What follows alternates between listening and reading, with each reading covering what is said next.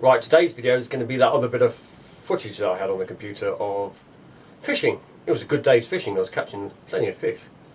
It's not a very long video, but it's got quite a few fish in it, so we're going to have a look at that. First we're going to just take a quick walk out on and look at the boats, because we've had the first day, or a nice day, without rain you might say, so I was looking over the jobs. I've also asked somebody to help me with it as the time nears, but of course with lockdown, we'll see how that goes. I mean, like I say, I can get that boat done in a matter of days if I need to. It's the paperwork that takes longer than actually building the boats these days. Anyway, let's take a walk outside. So the old boat is still here. It's got a few leaves in it. I was just chucking the leaves out earlier actually. But, yeah, I'm looking at this now with all this red tape, wondering whether to put this thing back down. Even though the other boat is a better boat, by far. I say better boat, I mean better condition, put it that way, because this one is, it just needs a lot of TLC. And we started on the back, but like I say, I don't really want to invest more money into it anymore, and I really need a lighter boat for my own personal health kind of thing. But yeah, I'm having thoughts of even dumping this thing back down if we run into too many issues for this year. If it's going to take them a year to just transfer my license over. I don't know. The trouble I've got is I've got to flip this over and fiberglass over the keel. You'll notice, I don't know if you can't see the keel, but the keel there, or part of it, it's screwed on, it's not fiberglassed on, so it just needs a clean up underneath and the fiberglass layer putting over it to seal off that weep, which is probably a bolt that's rusted, and by fiberglassing it to the actual boat would make it far better anyway. But that's all that's wrong with it really. I mean, yeah, it's old and tired, but it's still a good boat. It's just like I said, I don't want to put all the money and effort into this one, big heavy boat, when I've got the other one now. So, very little progress at the moment. This is the first nice day we've had, and obviously I haven't jumped on the boat because it's still soaking wet.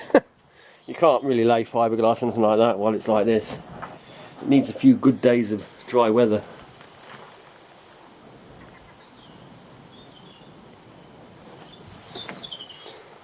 But I've actually asked for some help with it for later on, because I need to lift it up. Obviously it's not going to happen at the moment because of the lockdowns, but I need to get it off the trailer onto something so I can get that centre keel band done. Side one's easy enough, but the centre one, I need to get it up. I could probably block it up on the left and the right, but I have to make it secure enough that obviously if I'm underneath there. The other problem I've got is I need to fill up the screw holes in that, and having a boat that's this way up, getting the resin not to run out the holes, because I'm going to epoxy the holes up first, then I'm going to put a sealant which will go between that and the band, or the band will squash down to fill any imperfections, and if there is any tiny little hairline cracks it'll squeeze into it, just to be, you know, doubly certain. I don't want to be messing around with the keel or with any kind of problems with it. You know, once this job's done, it's got to be done properly. Everything's ready to go on it. I've did all that. It's just a case of getting that steel one off and blocking it up, getting the steel one off. And like I said, I've asked for help because when I install the winch, I want a bit of help with that, because of lifting the winch in and out and bolting it down, that kind of thing.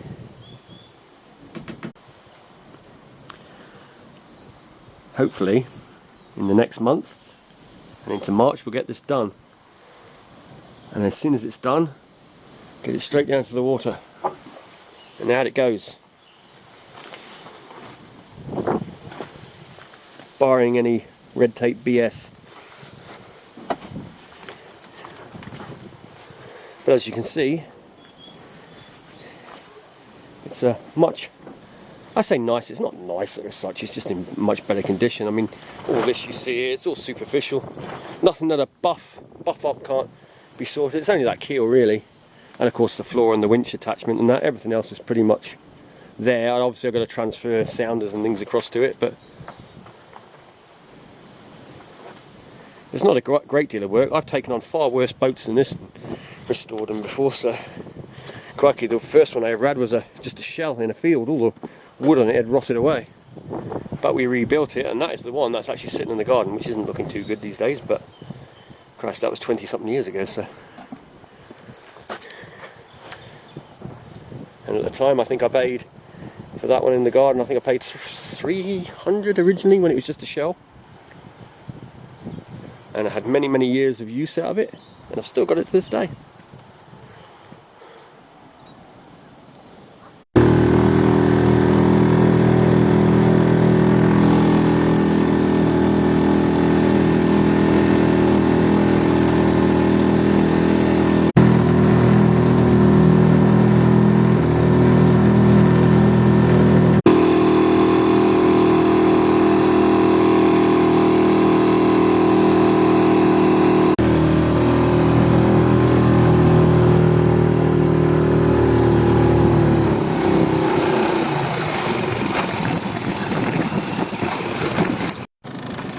So I was just starting to catch decent mackerel on that drift, and then the camera's gone off, both of them.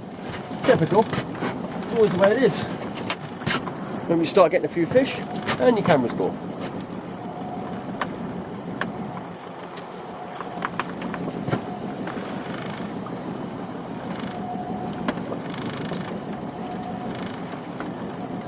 Picking them up in ones and twos at the moment, so it's a slow slog, but we'll get there.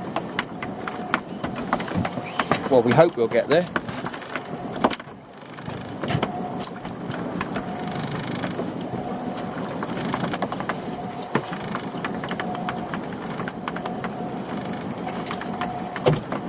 Yep, that's good size.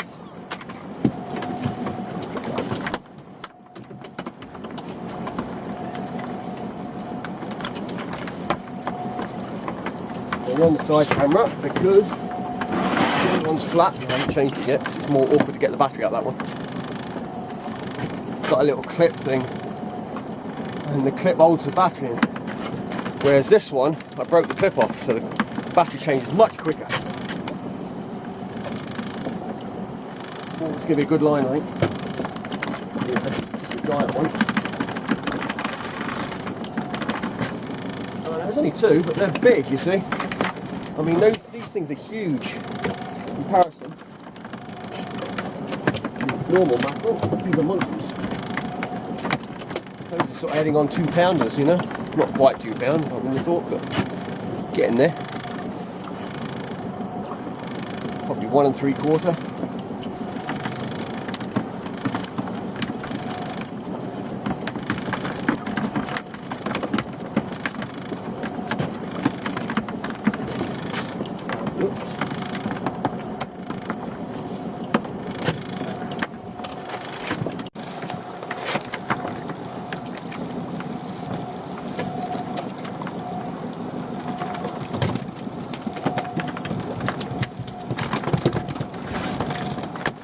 So this bucket, when it's full, or not full, but nearly full, is about 50 mackerel, 45 to 50 depending on size. So, once we've got that like that, almost, probably look at another 25 mackerel to reach the target. What's that one? Okay. Just seems to have come into a little area here, so stay with it for a minute. Really good issue.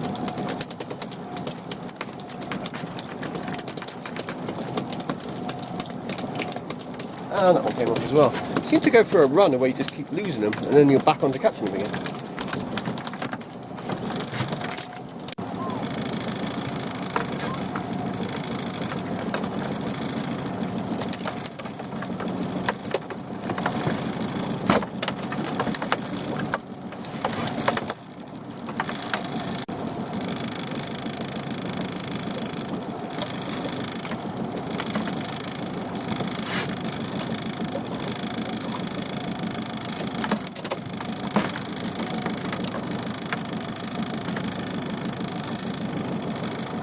So I just hooked the bass with a tiny lure. You've got this tiny little plug, you know.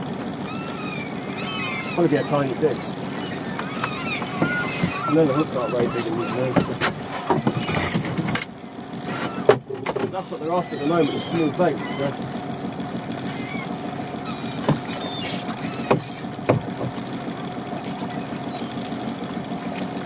There we go. It's not a big fish, but it's a bass. I wanted to see if I could get one on this lure. I don't think I've caught one on here before. Being there eating white bait, thought I'd try it. There you go. One bass and one little tiny plug. Let's check the size of it. 40 centimetres. That's probably about how big they are, most of them. They're around that sort of size. Try it again.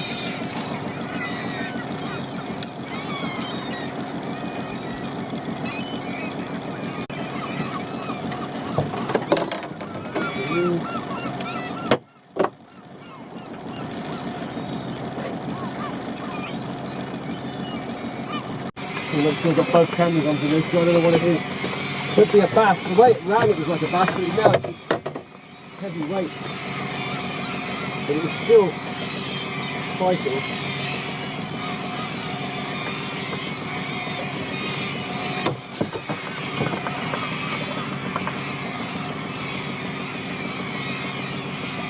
It takes a lot to pull the drag off this reel as well. I'll tell you that much.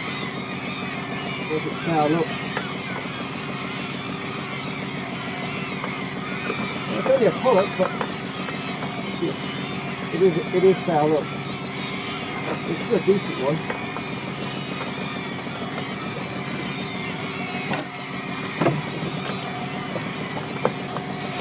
Whoa, look at that. Look at that. Hooked it on the way down, that's what happens.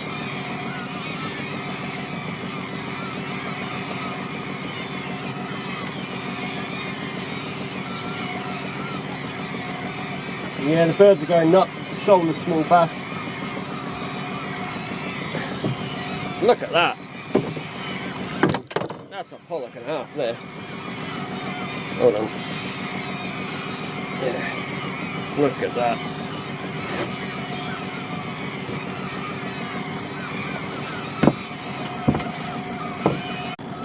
Might be a bass.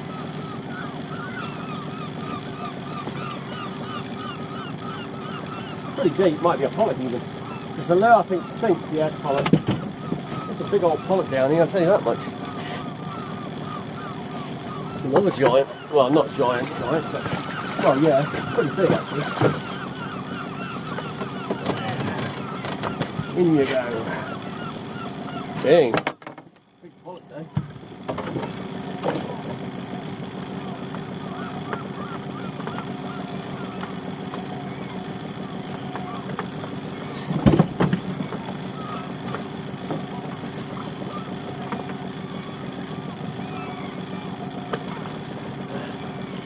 These are only small hooks on this lure. A little bit tricky.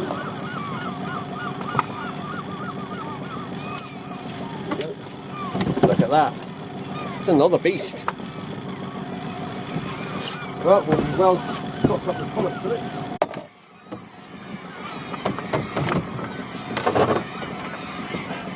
Don't worry, I've tried every lure. Only that little, this one caught today.